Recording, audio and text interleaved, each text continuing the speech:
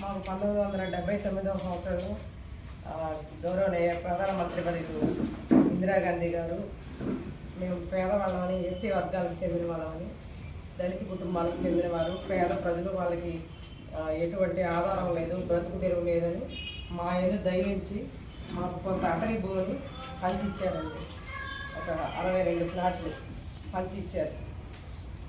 అప్పటి నుండి మేము దాన్ని సాగు చేసుకొని అటవీ భూములంతా బాగా సాగు చేసుకొని ఒక పంట భూమిలాగా మలుచుకొని వర్షాధారిత పంటలతో పండించుకుంటూ మా జీవనాన్ని కొనసాగిస్తూ వస్తూ ఉన్నారు మా పెద్దవాళ్ళంతా.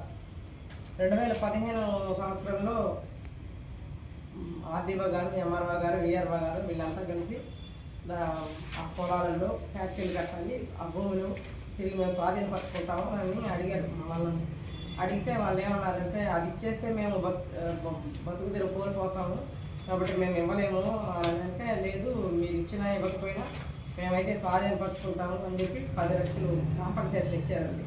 ఇచ్చి ఇవి తీసుకుంటున్నాము, మీకు ఫ్యాక్టరీలు కట్టి ఇంటికి ఒక 2 ఉద్యోగాలు ఇస్తాము, మిగతా వాళ్ళకి కొన్ని పనులు కల్పిస్తాము ఫ్యాక్టరీలో నేను అని చెప్పి తీసుకున్నారు.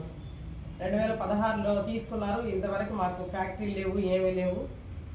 బతుకు తెరువును కోల్పోయి ఇంకా చాలా అవస్థల్లో ఇబ్బందుల్లో ఉన్నాము.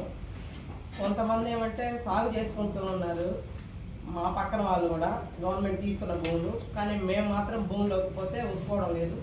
ఇప్పుడు మాకు ఎటువంటి ఆధారం లేదు కాబట్టి ముఖ్యమంత్రి గారు, డిప్యూటీ ముఖ్యమంత్రి గారు, కలెక్టర్ గారు, దానికి సంబంధించిన అధికారులందరూ మా బాధను, ఆవేదనను అర్థం చేసుకొని మాకు భూములు తిరిగి ఇప్పిస్తే మేము దాన్ని సాగు చేసుకొని మా పిల్లల్ని పోషించుకొని మా కుటుంబాలకి చాలా న్యాయం చేసిన వాళ్ళు అవుతారు.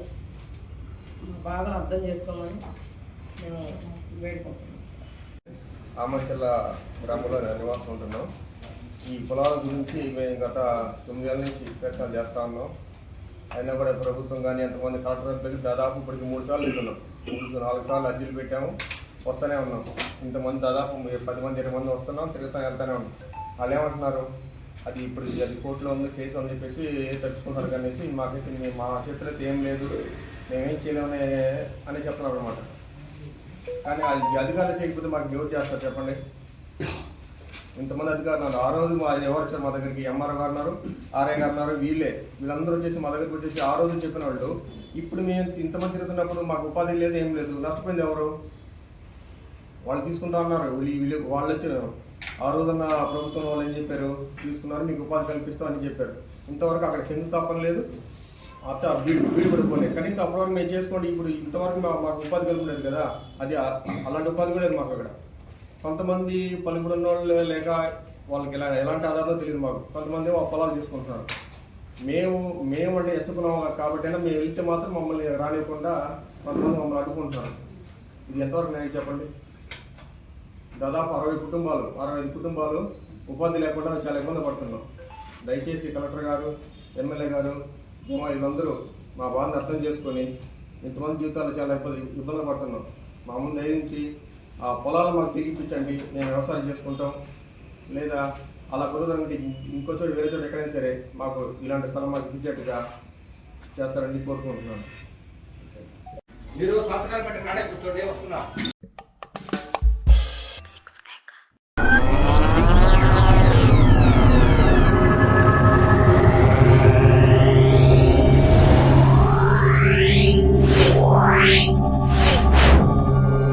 Yeah.